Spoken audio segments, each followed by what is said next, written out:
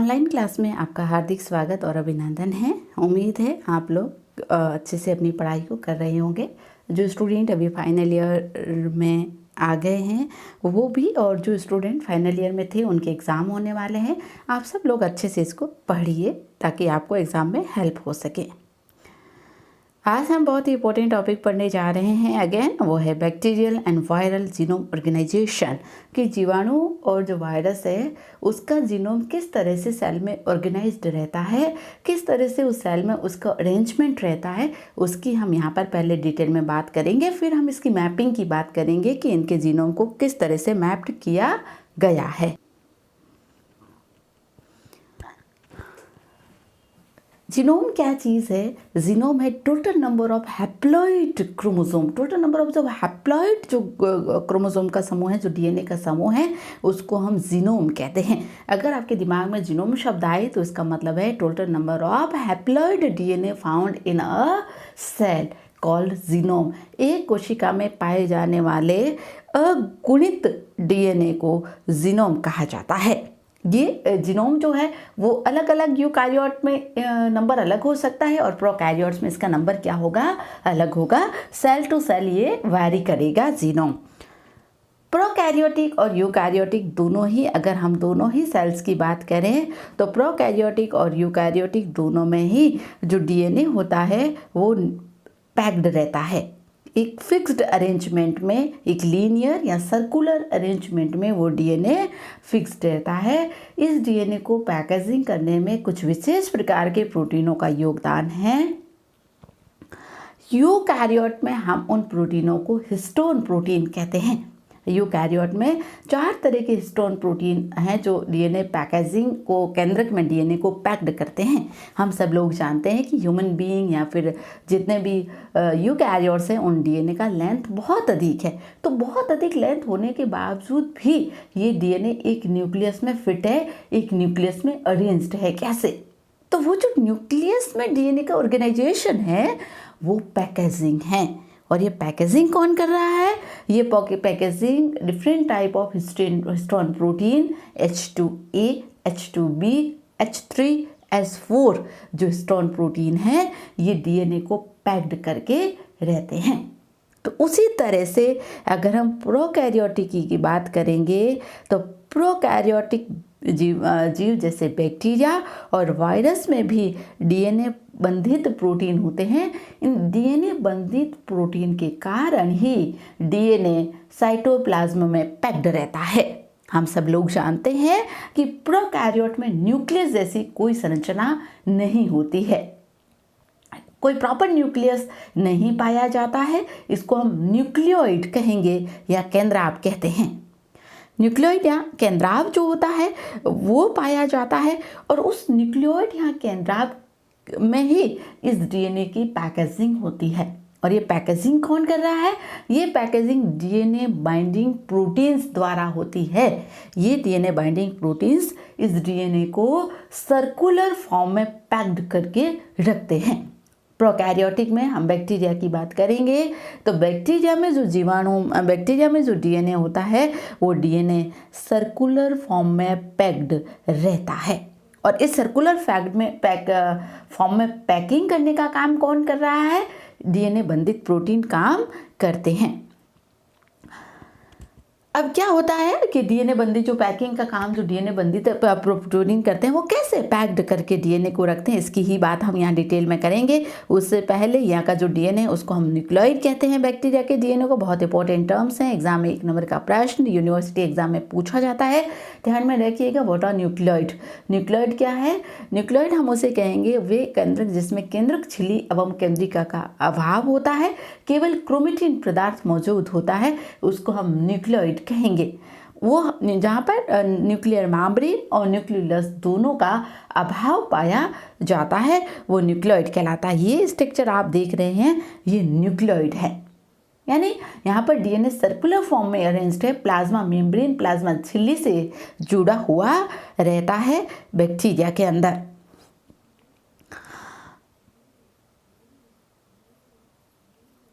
अब जो prokaryotic genome है उसकी क्या खास बात है? जीनोम क्या है? Total haploid number of DNA, total जो जितना हैप्लॉइड नंबर ऑफ डीएनए जो होगा एक सेल में वो उसका जीनोम कहलाएगा। ये बात भी आपको ध्यान में रखनी है। क्या क्या खास विशेषता होती है? ये सिंगल मॉलिक्यूल्स होते हैं, सर्कुलर फॉर्म में होते हैं, डबल स्ट्रैंड डीएनए होता है। इसके अंदर क्या होगा कि अगर हम प्रोकैरियोटिक की बात करेंगे, अगर हम बैक्टीरिया की बात करते हैं तो बैक्टीरियल सेल के अंदर मुख्य गुणसूत्र के अलावा अतिरिक्त गुणसूत्र भी मौजूद होता है। यानी मुख्य तो है ही, मेन क्रोमोसोम तो है, एडिशनल क्रोमोसोम और पाया जाता है, एडिशनल सर्कुलर डीएनए और मौजूद होता है। इस एडिशनल सर्कुलर डीएनए को प्लाज्मिड कहते हैं।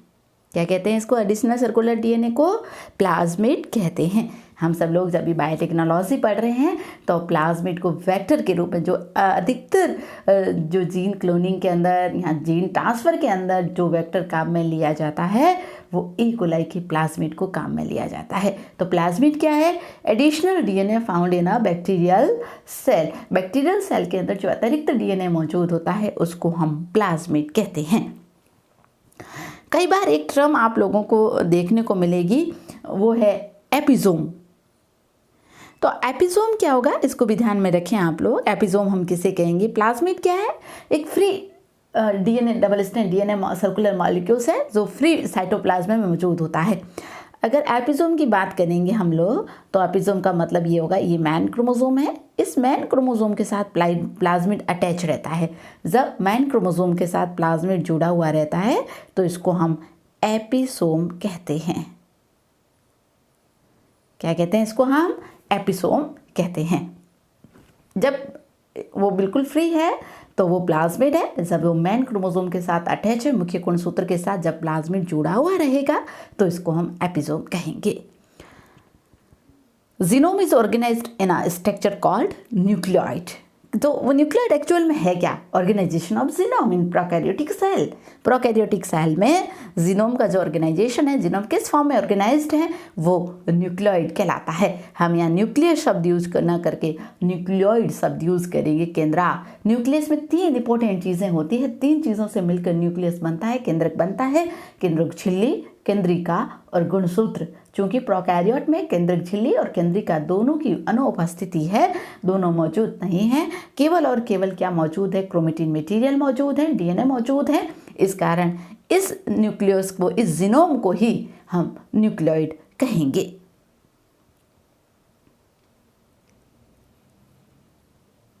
इसके अलावा ये प्रोकैरियोटिक जो जीनोम होता है वो लूज अरेंज्ड रहता है।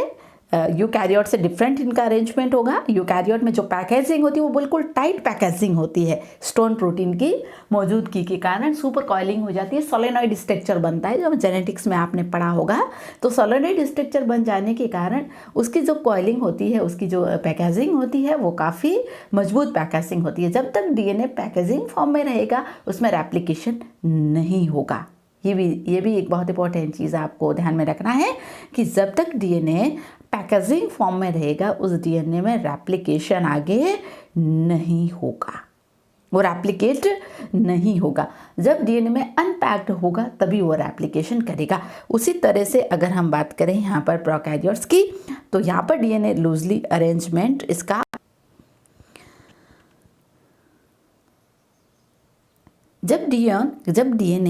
जब डीएनए किसी भी बैक्टीरियल सेल में पैकेजिंग होती है तो वो सुपर कॉइलिंग की ओर जाता है। सुपर कॉइलिंग क्या है इसको समझना बहुत ज़रूरी है। यहाँ पर अभी समझाते हैं कि सुपर कॉइलिंग का क्या मतलब होता है।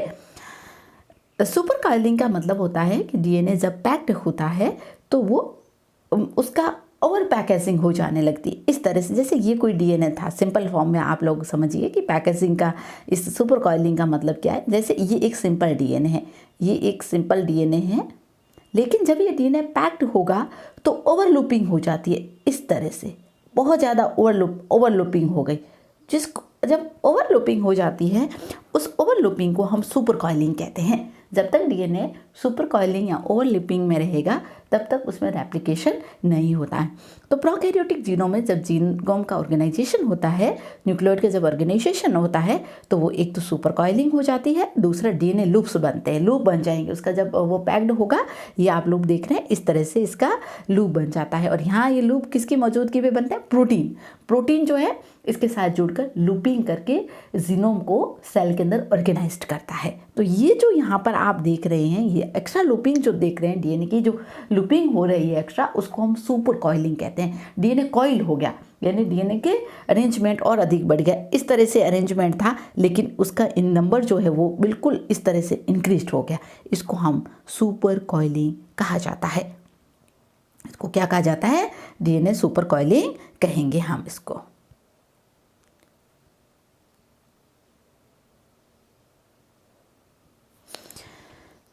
सुपर कॉइलिंग जो होती है, डीएनए का ऑर्गेनाइजेशन होता कैसे है प्रोकैरियोट में? यूकैरियोट में तो आपने पढ़ा होगा मेजर की हिस्टोन प्रोटीन्स होते हैं वो अरेंज्ड कर लेते हैं। उसी तरह से प्रोकैरियोटिक जीवों में भी डीएनए को पैकेजिंग करने के लिए हिस्टोन प्रोटीन तो नहीं होंगे यहाँ पर, जो हिस्टोन प्रोटीन यूकैरियोट्स में है वैसे हिस्टोन प्रोटीन यहाँ पर नहीं पाए जाएंगे। फिर भी इसमें इन बैक्टीरिया में पैकेजिंग के लिए हिस्टोन जैसे प्रोटीन मौजूद होती है जो डीएनए को पैक्ड करती है, क्रोमेटिन के रूप में इसको बनाए रखने का कार्य करती है। ये एक न्यूक्लियोसोम, जो न्यूक्लियोसोम वहाँ बन रहा था ना यूकैरियोट्स में, उसी तरह से न्यूक्लियोसोम की संरचना डीएनए के सुपर कॉइलिंग होने से बन जाती है। डीएनए फोल्डेड हो जाता है। अगेन मैंने अभी बताया ना, सुपर कॉइलिंग का मतलब डीएनए की बहुत ज़्यादा फोल्डिंग होनी। तो जो डीएनए है वो क्या हो जाएगा? फोल्डिंग होकर सुपर कॉइलिंग होकर अरेंजमेंट होता है। इस तरह से डीएनए की कॉइलिंग हो जाएगी। डीएनए एप्लीकेशन नहीं करेगा जब तक सुपर कॉइलिंग में रहेगा, तो वो सुपर कॉइलिंग जो है वो बन जाती है हिस्टोन प्रोटीन के कारण। इसमें डीएनए पॉलीमरेज एंजाइम न्यूक्लियोइड से जुड़े हुए रहते हैं। ये कौन कौन से प्रोटीन हो सकते हैं? अलग अलग वैज्ञानिकों ने, कुछ वैज्ञानिकों ने जब इन पर खोज की इन प्रोटीन्स की, तो अलग अलग नाम दिए हैं। कुछ वैज्ञानिक मानते हैं कि प्रोकैरियोटिक में HU protein, IH protein, H1, FIRA, HNS protein तथा FIS प्रोटीन जो है वो हिस्टोन लाइक प्रोटीन है। ये डीएनए को कॉइलिंग, डीएनए को पैकेजिंग करने, पैकेजिंग का मतलब आप समझ गए ना? पैकेजिंग का मतलब है कि साइटोप्लाज्म में इसको ध्यान में रखना है। यही चीज़ समझ गए तो पूरा टॉपिक आप समझ जाएंगे। यहीं पर आधारित है हमारा कि एक डीएनए ये बिल्कुल अरेंज नहीं है सेल में, ठीक है? तो सेल में डीएनए की जो अरेंजमेंट है, प्रॉपर तरीके से डीएनए का जो ऑर्गेनाइजेशन है कि वो एक सर्कुलर फॉर्म में किस तरह से वो डीएनए अरेंज हैं, इसका जो सर्कुलर डीएनए में जो सर्कुलर फॉर्म में डीएनए का जो ऑर्गेनाइजेशन होता है सेल में, जो एक प्रॉपर स्थान पर फिक्स हो जाता है, उसको हम क्या कहेंगे? डीएनए ऑर्गेनाइजेशन, उसको कहेंगे जीनोम ऑर्गेनाइजेशन। जीनोम की पैकेजिंग कहा जाता है। इस पैकेजिंग को करने में कई तरह के प्रोटीनों की का हिस्सा होता है। वो प्रोटीन जो प्रोकैरियोट में होते हैं वो histone like protein, histone protein नहीं है, हिस्टोन लाइक, हिस्टोन जैसे हैं, हिस्टोन प्रोटीन उनको हम नहीं कहेंगे। यूकैरियोट में हिस्टोन प्रोटीनों द्वारा डीएनए की पैकेजिंग होती है। ई कोलाई में जो है मोट एंड फोस्टर ने 1995 में 5 टाइप के हिस्टोन प्रोटीन की बात की है। HU protein, HUB protein, HLP1 protein, H1 और H प्रोटीन। ये अलग अलग फंक्शन जो है वो परफॉर्म करते हैं। जो न्यूक्लियोइड है, जो क्रोमोसोम है, जो क्रोमेटिन है, उसको न्यूक्लियोसोम में ऑर्गेनाइज करने का काम करता है HU प्रोटीन।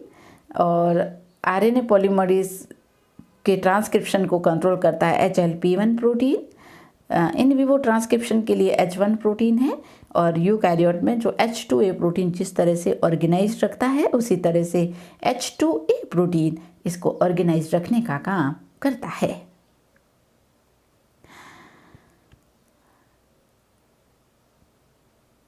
प्रोकैरियोटिक में डीएनए सर्कुलर होता है। कभी कभी डबल स्ट्रैंड में निक और ब्रेक पाया जाता है। उदाहरण PM2 बैक्टीरियोफेज में, जिसे कोवेलेंट क्लोज्ड सर्कल के कारण ये डीएनए ट्विस्ट होकर हेलिक्स का निर्माण कर लेता है। यानी कि क्या होगा कि ये डीएनए अरेंजमेंट है, इसमें कहीं निक हो गया, डबल स्ट्रैंड डीएनए के अंदर निक हो जाने के कारण ये डीएनए क्या होगा? इस तरह से ओपन होगा। अब ओपन ओपन होगा तो क्या वो प्रॉपर ओपन नहीं होगा, क्योंकि डीएनए को आपको मालूम है डीएनए के अंदर जो न्यूक्लियोइड पाए जाते हैं वो न्यूक्लियोइड आपस में हाइड्रोजन बॉन्डिंग और फॉस्फोडाइएस्टर बॉन्डिंग से जुड़े हुए रहते हैं। जो दोनों सिरों पर जो बॉन्ड बनेंगे वो फॉस्फोडाइएस्टर बॉन्ड है और बीच के अंदर जो बॉन्ड बनेंगे न्यूक्लियोटाइड के बीच में उनको हाइड्रोजन बॉन्ड कहते हैं। तो इस हाइड्रोजन बॉन्ड के कारण डीएनए इस तरह से एकदम कॉइल हो जाएगा, ऐसे ट्विस्ट हो जाता है और डीएनए की ये ट्विस्ट होना ये सुपर हेलिक्स का निर्माण करता है, जिसे सुपर कॉइलिंग कहा जाता है। अगर डीएनए की सुपर कॉइलिंग, डीएनए आपका जो सुपर कॉइल हो रहा है, डीएनए की अगर सुपर कॉइलिंग राइट हैंड में होती है तो इसको, डीएनए की सुपर कॉइलिंग अगर राइट हैंड में हो रही है तो इसको क्या कहा जाता है, इसको कहा जाता है पॉजिटिव सुपर कॉइलिंग। अगर डीएनए की सुपर कॉइलिंग लेफ्ट हैंड में हो रही है तो इसको कहा जाता है नेगेटिव सुपर कॉइलिंग या एंटी क्लॉकवाइज। क्लॉकवाइज घड़ी जिस दिशा में घूमती है, अगर उस तरह की सुपर कॉइलिंग हो रही है तो उसको हम क्या कहेंगे, घड़ी जिस दिशा में घूमती है उस दिशा में अगर सुपर कॉइलिंग होती है तो वो पॉजिटिव सुपर कॉइलिंग कहलाती है, और घड़ी की विपरीत दिशा में अगर सुपर कॉइलिंग हो रही है तो उसको हम क्या कहेंगे, नेगेटिव सुपर कॉइलिंग कहेंगे। इसको आगे डिटेल से अच्छे से समझेंगे डायग्राम से हम लोग। अब इस सुपर कॉइलिंग को कंट्रोल करने का काम टोपोआइसोमरेज एंजाइम करता है। कौन करता है, टोपोआइसोमरेज एंजाइम इस सुपर कॉइलिंग को कंट्रोल करने का काम करता है। प्रोकैरियोटिक और यूकैरियोट की हम बात करेंगे तो दो तरह के टोपोआइसोमरेज एंजाइम पाए जाते हैं, टोपोआइसोमरेज एंजाइम फर्स्ट और टोपोआइसोमरेज एंजाइम सेकंड। यूकैरियोट्स में हम उन टोपोआइसोमरेज एंजाइम को टोपोआइसोमरेज फर्स्ट और टोपोआइसोमरेज सेकंड कहेंगे। प्रोकैरियोट में टोपोआइसोमरेज फर्स्ट और टोपोआइसोमरेज सेकंड को गाइरेज एंजाइम कहा जाता है। अब जो टोपोआइसोमरेज फर्स्ट होगा वो क्या करेगा कि एक डीएनए जो सुपर कॉइल हुआ है, जो बहुत ज़्यादा कॉइलिंग जो डीएनए हो गया है, इस कॉइल डीएनए में एक स्थान पर निक उत्पन्न करेगा। निक मतलब समझते हैं ना, कट उत्पन्न करेगा ताकि डीएनए स्ट्रैंड इससे होकर पास होकर आगे बढ़ सके। केवल सिंगल पोजीशन पे निक उत्पन्न करता है टोपोआइसोमरेज फर्स्ट। टोपोआइसोमरेज सेकेंड, जिसको हम डीएनए गाइरेज एंजाइम भी कहते हैं, ये एंजाइम मल्टीपल पोजीशन पर निक उत्पन्न करता है। चूँकि ये डीएनए मल्टीपल पोजीशन पर निक उत्पन्न करता है तो इसके लिए एनर्जी की ज़रूरत होती है और ये एनर्जी एटीपी के रूप में होती है। यानी topoisomerase first DNA super coiling के दौरान जो निक उत्पन्न करेगा तो एनर्जी की ज़रूरत नहीं होगी, फ्री एनर्जी है ना, नहीं होगी एनर्जी की। लेकिन टोपोआइसोमरेज सेकेंड यानी गाइरेज एंजाइम जब डीएनए को अनवाउंड करता है, डीएनए को जब खोलता है, अनवाउंडिंग करना, अनवाउंडिंग मतलब खोलता, आप बार बार शब्द सुनेंगे अनवाउंडिंग ऑफ डीएनए। अनवाउंडिंग ऑफ डीएनए का मतलब है डीएनए का खुलना। जो सुपर कॉइलिंग हो गई है उस सुपर कॉइलिंग को खुलने को हम डीएनए अनवाउंडिंग कहते हैं। तो टोपोआइसोमरेज फर्स्ट में कोई एनर्जी की जरूरत नहीं है, लेकिन टोपोआइसोमरेज में जब ये कुंडलन को खोलेगा तो खोलने के लिए एटीपी की ज़रूरत पड़ती है। एटीपी की उपस्थिति में ये काम करता है। अब ये कैसे सुपर कॉइलिंग खुलती है आप इस डायग्राम से आसानी से समझ सकते हैं। जैसे ये डीएनए है, जब ये डीएनए रेप्लिकेशन के लिए जाता है तो डीएनए ओपन होगा इस तरह से। लेकिन चूंकि जब डीएनए ओपन होता है, मैंने आप लोगों को पहले ही बताया कि डीएनए में हाइड्रोजन बॉन्डिंग के कारण ये डीएनए आपस में कोई एक, जैसे एक रस्सी है, फॉर एग्जांपल आप समझिए एक रस्सी, आप उस रस्सी को खोल रहे हैं तो आप क्या देखेंगे कि जिस रस्सी के सिरे को आपने खोला है वो सिकुड़ रही है, तो उसी तरह से डीएनए में हो रहा है। सेम वही कंसेप्ट यहाँ अप्लाई होगा कि वो जैसे जैसे सिरे खुलेंगे वो सिरे सीधे ना खुलकर उसमें कॉइलिंग हो गई, इस तरह से उसमें क्या हो जाती है, कॉइलिंग हो जाती है। तो जहाँ कॉइलिंग होगी वहाँ पर गाइरेज एंजाइम टोपोआइसोमरेज उसको कट करेगा। कट करने के बाद डीएनए कट हो जाएगा तो ये स्ट्रैंड आसानी से यहाँ पर पास होकर आपस में हाइड्रोजन बॉन्डिंग बनाकर सुपर कॉइलिंग को क्या कर सकते हैं, समाप्त कर सकते हैं। इस तरह से टोपोआइसोमरेज एंजाइम काम करता है। ये प्रोकैरियोटिक में ये पैकेजिंग है। प्रोकैरियोटिक में सर्कुलर डीएनए होता है। जब डीएनए रेप्लिकेशन के लिए जाएगा तो डीएनए अनवाउंडिंग होगा, लेकिन चूंकि अनवाउंडिंग के दौरान डीएनए क्या हो जाएगा, सुपर कॉइलिंग हो जाएगा। सुपर कॉइलिंग जब होगा तो इस सुपर कॉइलिंग को हटाने के लिए, कम करने के लिए डीएनए टोपोआइसोमरेज निक उत्पन्न करेगा। निक उत्पन्न करने के बाद ये डीएनए प्रॉपर तरीके से अरेंज्ड होकर सुपर कॉइलिंग को ख़त्म कर देता है। तो सुपर कॉइलिंग को रोकने का काम जो है DNA topoisomerase enzyme first, DNA gyrase, ध्यान रखिएगा प्रोकैरियोटिक में टोपोआइसोमरेज सेकंड को डीएनए गाइरेज एंजाइम कहा जाता है। यूकैरियोट में हम टोपोआइसोमरेज सेकंड ही कहते हैं, लेकिन प्रोकैरियोट के लिए डीएनए गाइरेज वही टोपोआइसोमरेज सेकंड है जो एटीपी की उपस्थिति में काम कर रहा है, उसको यहाँ पर डीएनए गाइरेज एंजाइम कहा जाता है। इसके साथ ही यहाँ पर एचयू प्रोटीन की भी क्या पड़ती है, ज़रूरत पड़ती है। एचयू प्रोटीन भी यहाँ पर अनवाइंडिंग में काम करता है।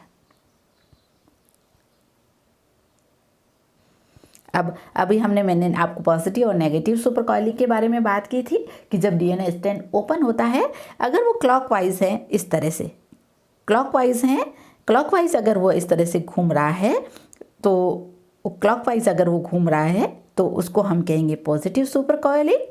अगर वो एंटी क्लॉकवाइज एंटी क्लॉकवाइज अगर उसका हो रहा है तो वो क्या कहलाएगा, एंटी क्लॉकवाइज अगर वो घूम रहा है तो वो क्या कहलाता है, एंटी क्लॉकवाइज उसको हम कहेंगे नेगेटिव सुपर कॉइलिंग। क्लॉकवाइज होगी तो पॉजिटिव और एंटी क्लॉकवाइज होगी तो उसको हम क्या कहेंगे, नेगेटिव सुपर कॉइलिंग कहेंगे। अब ये पॉजिटिव और नेगेटिव सुपर कॉइलिंग क्या है? पॉजिटिव सुपर कॉइलिंग का मतलब ये होता है ये सुपर कॉइलिंग बहुत टाइट होती है, बहुत ज़्यादा टाइट हो जाती है।